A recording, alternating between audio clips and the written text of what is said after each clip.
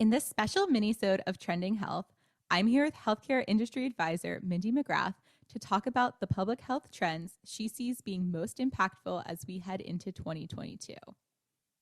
Mindy, going into next year, what are some of the trends you see really popping in the public health arena?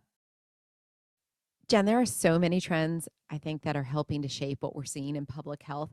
But probably first and foremost, we see that COVID has really shined a light on some very specific trends that are likely now accelerating into their growth phase.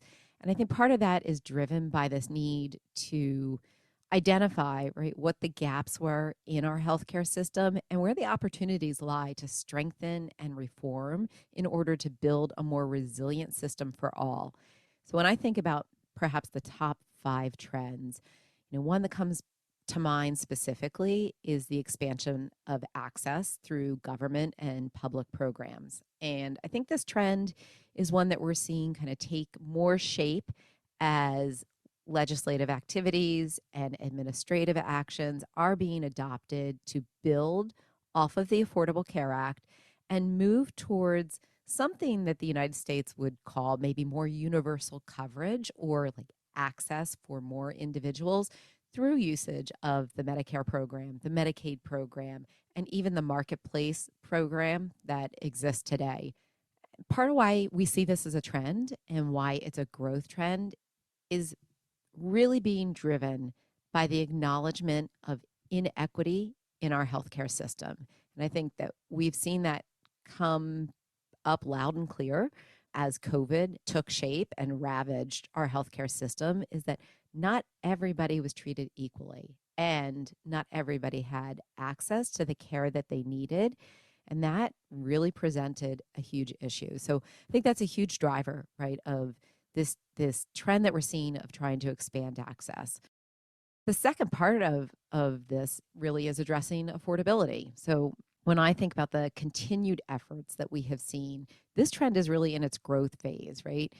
We are seeing that inflationary pricing continues to trend upwards, and that there really is a need and a desire to try to address the number of uninsured that simply can't afford health care, and the number of organizations and even public health programs that are really wrestling with the fact that price continues to be probably the number one issue for many, and even put some of these public health programs at risk of solvency. And state level programs like Medicaid are really having a hard time this year in terms of balancing their budgets. So this trend, while it's something we've been talking about for a couple of years now, I think it still is a major trend in public health when we think about what's impacting and shaping what's going on in this sector.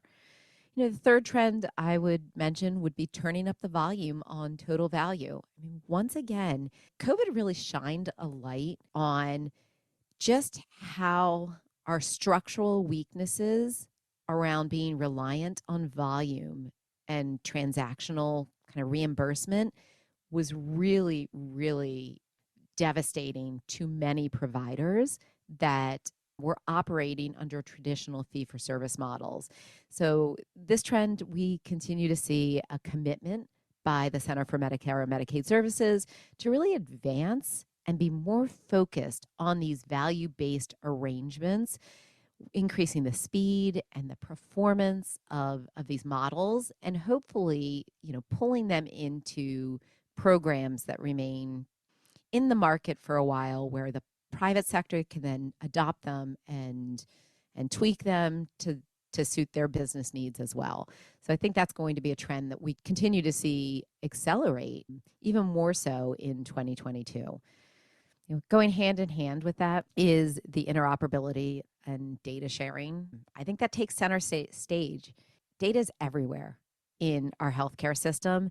And what we are starting to really recognize and see is that policy levers can really set the stage for standardization and requiring access to data to improve quality, reduce costs, and most importantly, coordinate care. And that is one one area that we saw as a weakness once again as we've been battling this pandemic. So I anticipate that this is going to be a trend that we continue to see the Office of the National Coordinator carry the ball down the field and really push for much more interoperability over the course of 2022.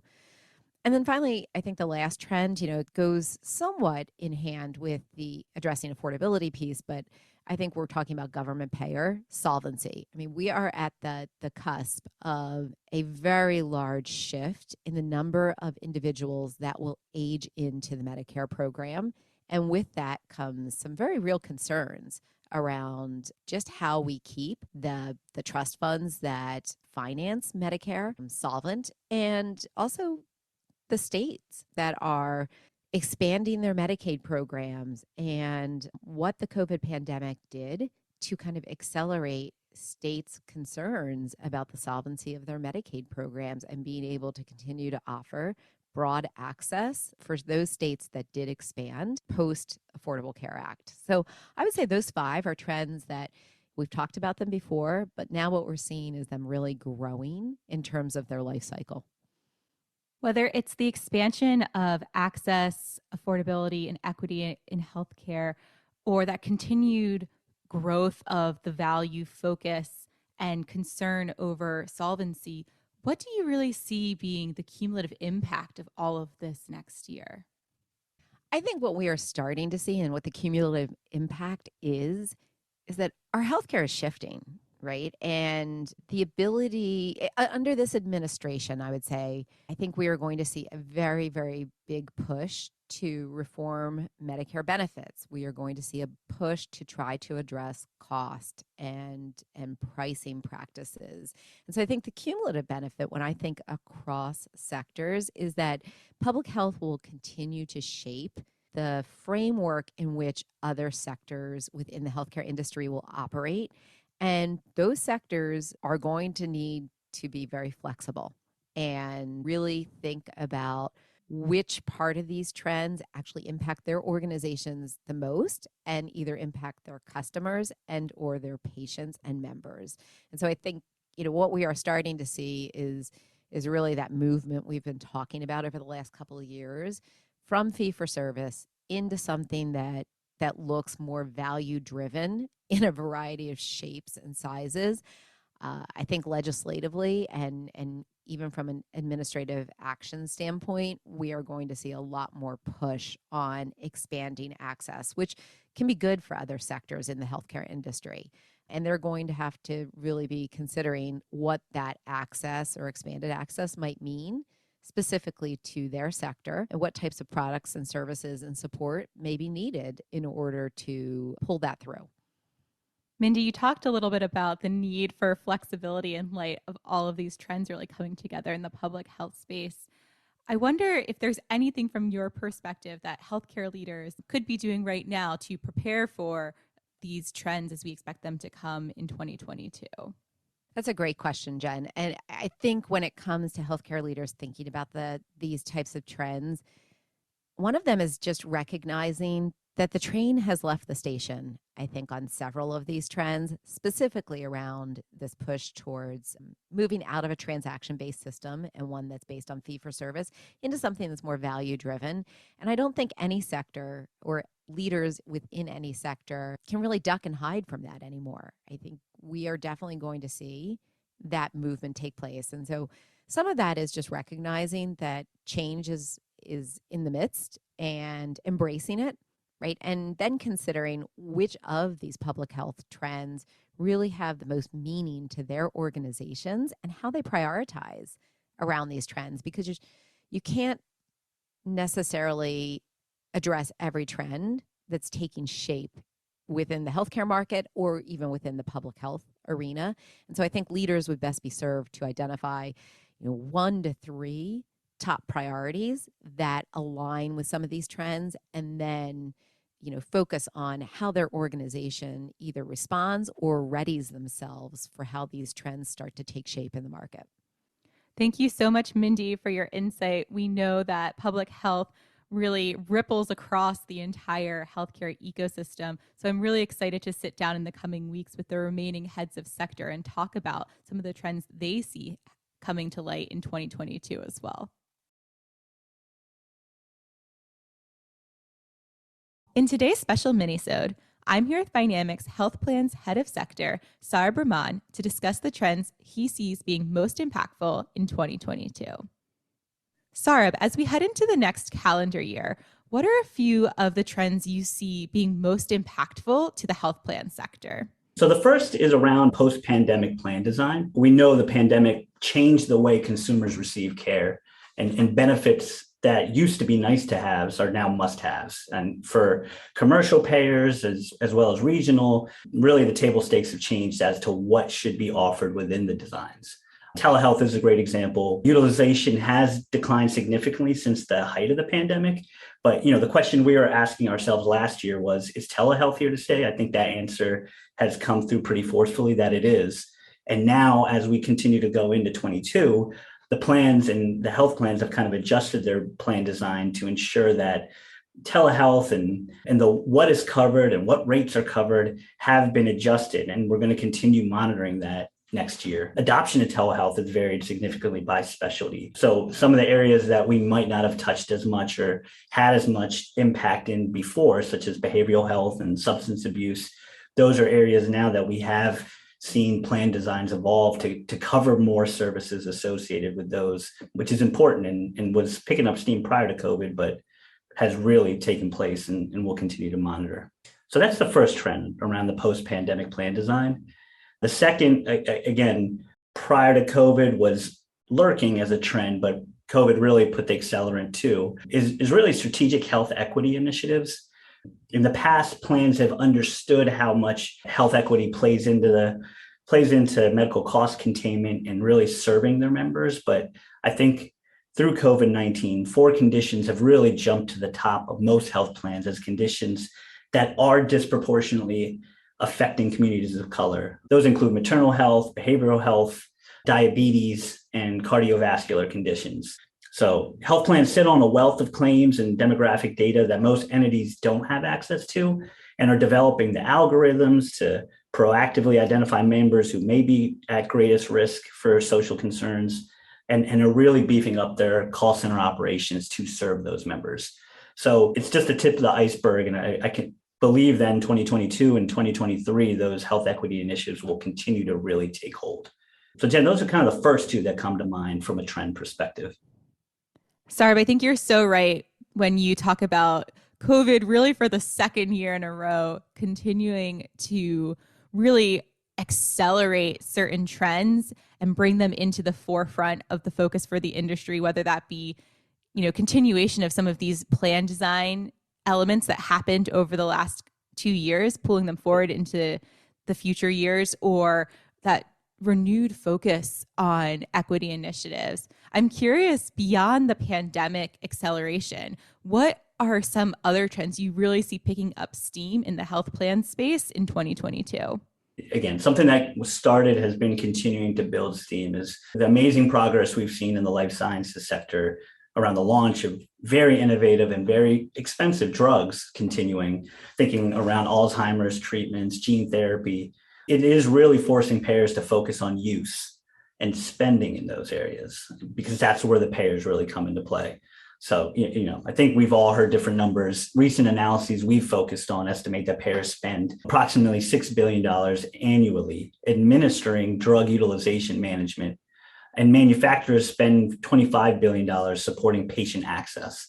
So, with that, we're hearing from our clients a renewed focus on drug utilization management, and really expect that to rise back to the forefront of the payers. And as it may have taken a little bit of a backseat in the past year, but the drug and associated processes are certainly a trend that we're keeping our eye on next year. And then maybe one other trend to call out is cost containment as a result of health insurance. It really is the biggest line item to employers' budgets. So to lower costs, alternative coverage models are really on the rise. And again, not necessarily a new trend, but has picked up even more as cost containment becomes an emphasis. For example, in 2020, I think 67% of covered employees were in self-funded health insurance plans, up from roughly 40 to 50% just 20 years ago, and even significantly up in the past 5 years. So as health plans look to maintain revenue from customers, that they develop these different models associated with the fully insured model, switching to that self-insured model, figuring out how value-based contracting can work within a self-insured world, evaluating new product line and services. All of those I expect to really be a focus within the health plans as they start gearing up for upcoming sales to small and large employers going forward. It sounds like even beyond the adjustment to the next normal from the pandemic, that the industry is really facing a lot of change when it comes to things like utilization management, or even employers getting more involved in directly managing cost control. If I'm a health plans leader listening to this episode, what should I really be thinking about for my organization in terms of how I'm preparing for or reacting to these trends? Two areas that we've really focused on at Vynamic in working with our stakeholders, and we continue to see a focus on and how to react to some of these trends. One is investment in new data collection, monitoring process, and technology, which is no surprise there. But I think as it relates to payers, this can help from a standpoint of monitoring perspective in result to some of the policy changes that have come up related to surprise billing regulations. In addition to that, the rise of AI and analytics to support the drug decision making, kind of harkening back to what we were talking about around drug utilization management, having the analytics to support quick and relatively fast and authorizations associated with drug approvals will be critical. And then going back to the health equity questions and things that health plans are looking to do, sticking with that predictive analytics and AI from a standpoint of bridging the intersection between medical cost containment and health equity, and tying it back to some of those specialties such as diabetes and cardiovascular and substance abuse that a lot of times go hand in hand with health equity. Being able to predict that versus reacting will be key. So that's one area that we're working with our clients to kind of help is evaluating their data collection and monitoring processes. The second is continued exploration of revenue generating strategies. We kind of talked about this as the shift to the self-insured model. New product lines are emerging. Some have had a bit of a runway, such as level funded plans, captive stop loss insurance, et cetera. But really tailoring the product lines that are being offered to self-insured clients as well as the fully insured clients. Well, it's critical to maintain some of the revenue that the health plans have been able to generate.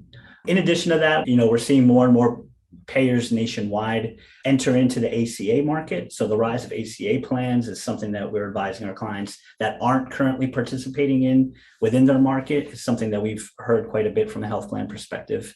And then really the sweet spot between provider and health plans, like to react to some of the trends that we talked about, the continued focus on outcome-based contracts between payers and manufacturers in this case. So really shifting the value-based contracting focus from the provider-payer relationship to now some of the PBMs and the pharmacies from a value-based perspective, with a focus on gene therapy drugs and some of the Alzheimer drugs that we kind of talked about before.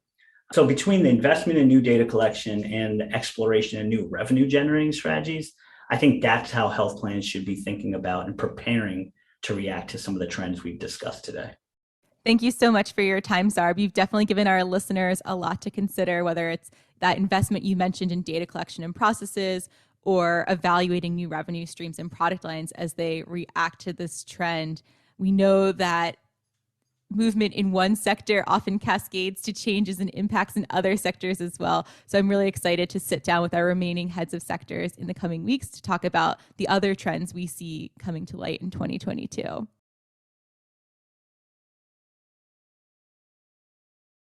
In today's special minisode, I'm here with Vynamic's Provider Head of Sector, Ryan Hummel, to discuss the trends he sees being most impactful in 2022.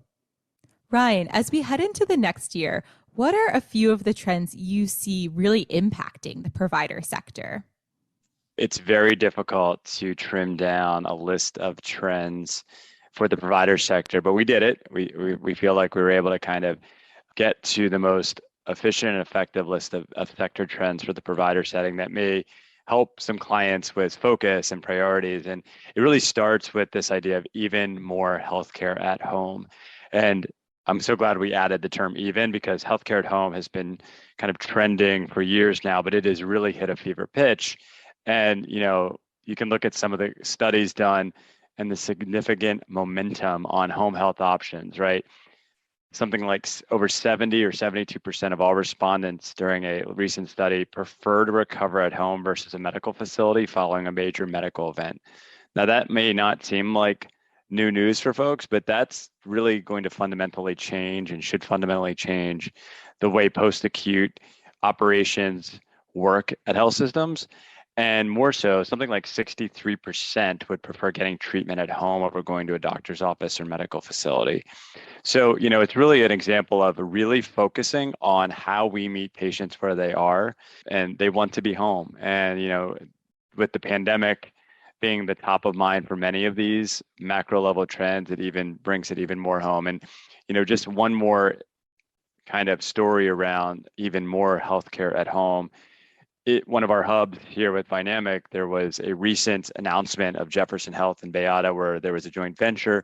They've announced plans to join forces for a post-acute partnership that's going to really ramp up their home-based services and essentially their virtual technology for this health system in and around the New Jersey, Pennsylvania, Delaware area and service area. And this idea of Jefferson Health at home, along with this pandemic and the heightened demand around that, has really helped this joint venture between Bayada, which is a world-renowned home health agency and company, with Jefferson, to really focus on this exact trend that we mentioned. The second trend that we're seeing is this idea around alignment of incentive. We're calling it incentive alignment for better care. And, our friends in the health plan sector know this as well, but reimbursement models and provider incentives really need to shift to better align physician behavior, payments, and outcomes. And when we talk a little bit about this shift from sick care to healthcare, this transition of value-based care is really going to help reduce costs, but it's also going to help make communities healthier, live longer, and have a quality of life increase. And, CMMI just rolled out this strategic refresh around payment models to make it more equitable and streamlined. And we talked a lot about that in one of the past podcasts. And they made this ambitious goal by 2030, which, if you think about it, Jen, not that far off, that all models having multi-payer alignment and having Medicare beneficiaries and most people on Medicaid in some type of accountable care relationship. So, these things take time to get formalized, operationalized, and become part of the ways of working. And so it's 2021 and 2022, and we need to make sure that we get ahead of this as well in the provider space. The third of 6 provider trends is the idea of defining digital strategy and optimizing tech integration.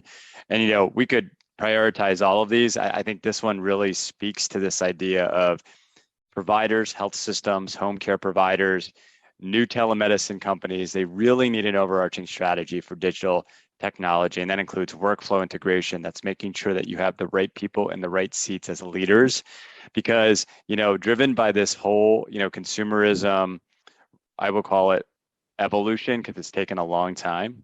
Long-term impacts of COVID and the advances in technology really requires this shift to defining a digital strategy and staying with it and making sure all the leaders in an organization understand what that means.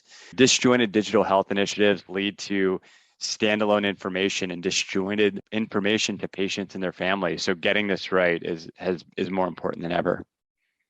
Fourth trend is around data transparency and actionability. And we know that providers need this, but even more now than ever, they need actionable data at the point of care to maximize efficiency and effectiveness, but also minimize the noise about what is truly useful. We don't have a ton of time with patients, so this idea of data right at the fingertips is really important. And that's going to help meeting customer and consumer and patient demands. And it really is going to help with this interoperability, which we've talked about for a long time. And, all in all, most healthcare execs actually don't even trust their organization's data. So that's why we think it's really important to put this front and center. There's two more trends, and I just want to mention them quickly. Removing biases and improving health equity, huge issue. And we talked a little bit about this in the past, but racial and ethnic disparities in health outcomes have been crystal clear and have been emboldened, and not in a good way, with the COVID-19 pandemic. And so we really need to combat these realities with smart policy solutions and making sure that health systems and providers understand this inequality and inequity and really start to remove these biases. We're seeing things like the COVID Collaborative, which is a Duke Margolis Center for Health Policy and Duke Global Health Innovation Center partnership, really coordinate a call to action around making sure things like the inventory of vaccinations is equitable across the world, working with the United Nations General Assembly this month to convene a global summit. So we're seeing a lot of that globally as well. And speaking of globally, the sixth trend that we're seeing is this idea of workforce strategy and engagement. There is labor shortages around the globe, and that really extends to healthcare workers. And it also is not just a US problem, it's a global problem in the UK as well. And we have seen healthcare workers retire at a faster rate than anticipated. And this is a real issue. And when we talk about all these other trends, and we talk about it being anchored in this idea of improving patient experience, we really need to address the clinician labor shortage and specifically the nursing crisis around the globe. Wow, Ryan, it certainly sounds like there is a lot that leaders in the provider space will be grappling with as we head into 2022 with some of these components like workforce strategy, engagement, healthcare at home, and digital strategy probably rippling across the spaces they're working through some of these more imminent issues and trends. What do you think will be the cumulative impact of these trends next year? I think when I look at these six trends, and like I said before, how they are anchored in improving not just the patient experience, but the patient's outcomes, it really is about what is the ROI. And when I say ROI, I don't mean necessarily the cost impact, which there should be, right? There's a huge opportunity if we provide better healthcare at home to decrease costs and improve outcomes.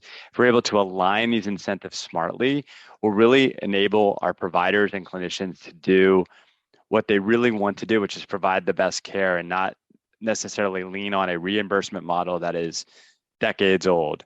When we talk about digital strategy, health systems that get this right will really be able to connect with patients at what they call the front door. The minute they get connected to a health system, a hospital, or any provider, they're able to, with a smart digital strategy, get to those patients right away, which again will improve outcomes and reduce costs. And the list goes on and on, removing biases and making sure that we're reaching out to those folks that have not been in the past. It's a moral imperative and it's a time for action. And we think that in order to adequately address these biases, we really need to talk about social determinants of health and these things that fall off or fall out outside of general acute kind of diagnoses. And last but not least, really focusing on this workforce strategy and the impact is if we don't get this right, we won't have the force and the workforce to treat these patients. So you can tell it's a really connected ecosystem of trends this year. And we really think that health system leaders and provider leaders really need to focus on their own strategies to see these six trends and figure out which trends will they be able to prioritize and focus on smartly to move their industry, move their companies, move their health systems forward one step at a time. Ryan, I love how you brought together all of those trends into really trying to advance forward that patient experience and ultimately better patient outcomes, because at the end of the day, that's really what the provider space is looking to do.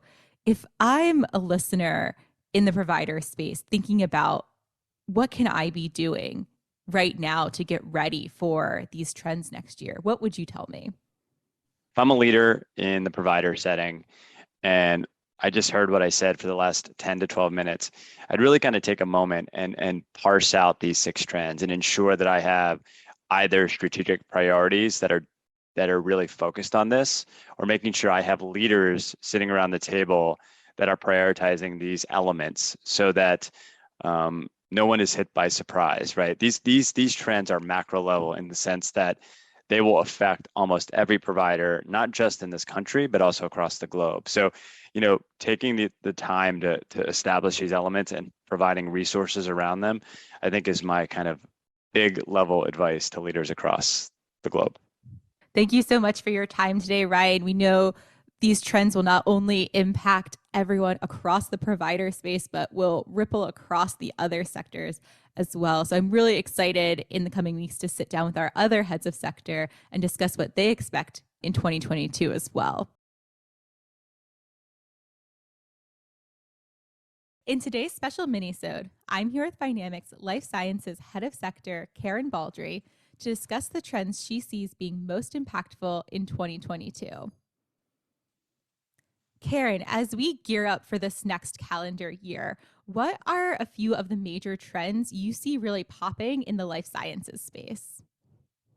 Hey, Jen. There's so much evolving across the healthcare landscape as a whole that's really impacting the life sciences sector. So there's a long list of trends that I think we will continue to see into 2022, but I'll outline 3 of the biggest and most impactful trends that our life sciences clients are focused on. And the first one is around clinical trials. It will be really interesting to continue to watch the evolution of how clinical trials are designed and executed. The pandemic forced an acceleration of decentralized clinical trials and remote capabilities to ensure business continuity. But going into 2022, we'll continue, I think, to see these decentralized clinical capabilities mature and expand, and it'll be interesting to see what really sticks from the past couple of years. I think that we'll see an increase in services like remote monitoring. I think we'll see more truly global trials versus just local trials. I think there will be a continued focus on diversity of trial participants, anything to really make it easier for diverse populations to participate in clinical trials. The second trend going into 2022, I think, will be a continued focus on health equity in life sciences and really across healthcare. In the past 2 years, there was a real focus on social justice, and coupled with the pandemic, that accelerated the need for things like decentralized clinical trials to improve participation and experience for diverse populations. And I hope we see this evolve into just standard ways of working and an appreciation that it's the right thing to do, but also has real tangible business benefits too. I think we'll start to see life sciences organizations track and measure the value of health equity, the value of expanding the reach and diversity of clinical trials. And even, beyond clinical trials, this focus on health equity will, I think, continue to improve just ethical access to vaccines and medicines for underserved demographic. We see it with the COVID vaccine, and really, getting it to underserved populations is a focus right now. I think that's going to shine a light on other vaccines and other medicines that are not available consistently across all geographies. And I think we'll see this as a trend and hopefully an improvement going into 2022. Also just under the umbrella of the trend around health equity is just, an overall improvement of customer resources that are being customized for diverse languages and cultures. And, I think we'll start to see health equity as less of a standalone project or initiative or just a checkbox exercise, and more as a value that is woven into the full life cycle of a medicine or the full life cycle of a customer's experience. So in addition to the evolution of clinical trials and health equity, the third trend to really talk about for 2022 is just optimizing the life sciences supply chain. Global supply chain challenges have impacted the availability of raw materials and the ability to distribute medicines across the globe. And we're seeing some sectors that are stockpiling medicines or limiting access to high demand products, and it's having a real impact on access and pricing and affordability, and is forcing pharmaceutical and biotech companies to reevaluate every part of their supply chain process. I love how you've really summed up these trends and brought it all together as this true sort of reflection and inflection opportunity for the life sciences space, whether it's looking at the future of clinical trials or the integration of health equity considerations into the true standard of how business is done across the industry, or even trickling down to how do they manage their supply chains most optimally moving forward. I'm curious to hear, what do you think will be the cumulative impact of these trends for the sector? I think, Jen, the biggest impact will be this mindset shift from reactive to proactive. So I'll use clinical trials as an example. In 2020 into 2021, life sciences organizations were changing the way they ran clinical trials as a reaction to impacts from the pandemic, the inability for patients to access centralized trial sites. I think heading into 2022, life sciences leaders are really learning that some of these impacts that are really positive for business, for society, and they can be more proactive in continuing to find ways for clinical trials to be more effective, more inclusive, more innovative. So I think it's really just that shift from, we've been very reactive for the past couple of years, and I think this is our chance to really be more proactive and look for some more positive outcomes. Speaking of the proactive mindset, if I am a leader in the life sciences sector listening to this episode, what are a few things I should be thinking about as I'm really gearing up to address these trends next year? Well, I think life sciences leaders are going to plan for and realize the benefit of some of these trends in 2022, and they'll really include learnings from the recent past in their future strategies. So, even challenges like the global supply chain issues can be turned into positive opportunities. And we're already seeing life sciences organizations reevaluate the weaknesses or the inefficiencies in their supply chain, for example, that this crisis shined a light on. And their 2022 plans are, reflecting them being able to find new and innovative ways to do things like proactively leverage partnerships or remove internal silos, to diversify vendor relationships, to find innovative ways to source raw materials or to distribute medicines across the globe. All of these things that once looked like business challenges, we're seeing life sciences leaders really look at as benefits and differentiators that they're planning for going into 2022. I love the positive mindset that you've put into place as you're thinking through all of these trends, Karen. Thank you so much for your time today. I'm really looking forward to discussing what other opportunities exist in terms of the trends across the sectors in our final episode, where we'll sit down with our interim head of sector for health technology to talk about what they're expecting next in 2022 as well.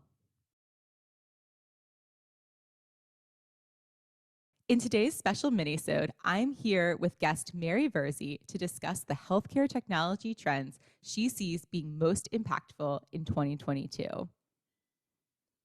Mary, as we head into this year, what are the major trends you see in the healthcare technology sector? So I think there are a few macro trends, mostly accelerated by, obviously the COVID-19 pandemic, that are really driving change within the healthcare tech sector. And I'll say two of them primarily are, one, the overall adoption of technology and digital solutions that were so crucial during the pandemic.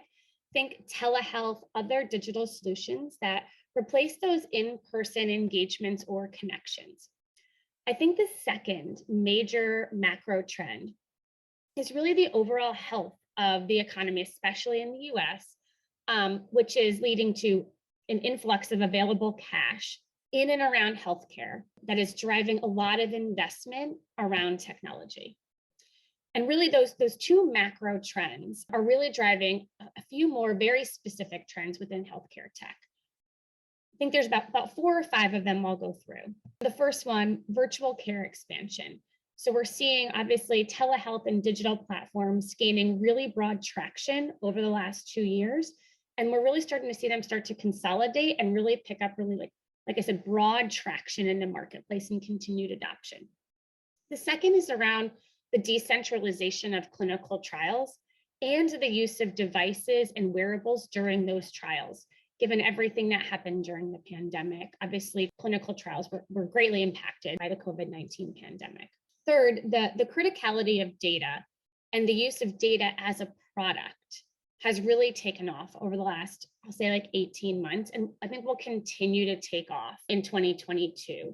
And I think with that is the adoption of actionable AI, machine learning. We're really starting to see the right use cases sort of pick up in the marketplace, specifically in healthcare. And I think we'll continue to see that in 2022. The fourth piece here is the integration and connection of healthcare data across platforms and companies. And I think specifically in 2022, we're going to continue to see that happen specifically with EHRs. And we're going to start to see that connection of data really happen across those types of platforms.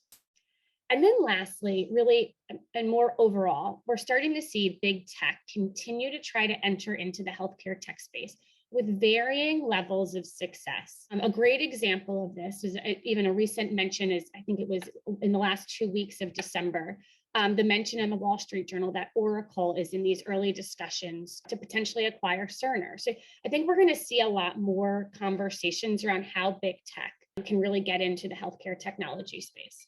Mary, I think you raise such great points about the expansion, whether it be virtual care or decentralization of clinical trials and the popularity of using remote monitoring or wearables in that space, as well as almost the commoditization of data, with data as a product and figuring out how do we integrate it, how do we act on it with artificial intelligence, combining with the cash influx and the attraction of big tech into the healthcare space, make a really exciting ecosystem as we head into this new year.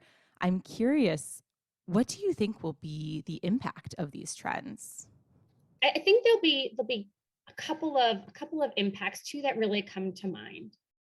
The first one is this concept of aging from home, and obviously this elderly population, specifically, I think in the US, the easiest market to talk about here. I think we'll start to see that become more of a reality over the next couple of years, specifically in 2022, really just being able to age in your house and be able to stay home. That said, sort of like the opposite or the converse from that really is, I do think we're actually going to continue to see these health disparities remain as some of these technologies, especially virtual care, as well as some of the trends in AI ML, are not quite far reaching enough or well adopted to really start to address underserved populations. So I do think we're going to actually probably in 2022, unfortunately, continue to see some of that health disparity. And my hope, honestly, is in the next 4 or 5 years, we really start to see that health disparity come down. But I do think in 2022, it's probably going to continue.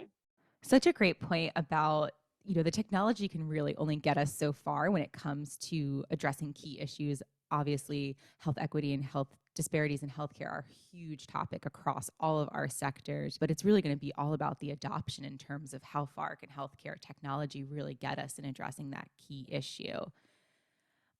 Mary, if I am a healthcare technology leader listening to this episode, taking in all this great information you're providing about the trends that you're expecting to see and the potential impact, what would you tell me in terms of how I can really be getting ready for this next year? I would say, given the state of the current economy and the continued pandemic, right, it doesn't really appear at this point there's a path to the end of the pandemic, so to speak. So I really think that healthcare technology companies should be really prepared for significant growth and scaling in 2022. And just being prepared for how you are going to scale is going to be really important, and being ready for that growth. I'd also say, if I'm a healthcare tech company, I'm being really open to M&A and partnership opportunities to be able to enhance and complement your existing capabilities. I think we're seeing a trend in that, you mentioned it earlier, like that ecosystem and big tech really trying to get into the door. I do think that to the extent that the healthcare tech companies can be open to M&A or partnerships is really going to be to their benefit. The last piece, and I didn't really touch upon it earlier, is this great resignation. I think technology companies specifically need to think about how they are attracting and retaining top talent in order to help them scale and grow and continue to be successful in 2022. So I think for healthcare tech companies, it's focusing on one, your growth, but two, the talent you need to maintain that growth will really be key for healthcare tech companies' success in 2022. The talent piece is obviously huge for so many different organizations across the sectors, but probably to your point, Mary, is so impactful to health tech, where they really need to be thinking of scale with this inflow of new money into the space and this interest from traditional big tech partners to get into new partnerships or explore new ways for them to enter into this space with existing health tech players. So I'm really excited to see what's going to happen in the health tech space this year. So thank you so much for taking the time to take us through these trends. No problem. Thanks, Jen. On our next episode of Trending Health, we'll be bringing it all together and talking about the cross-sector trends that are really shaping the entire healthcare industry at large.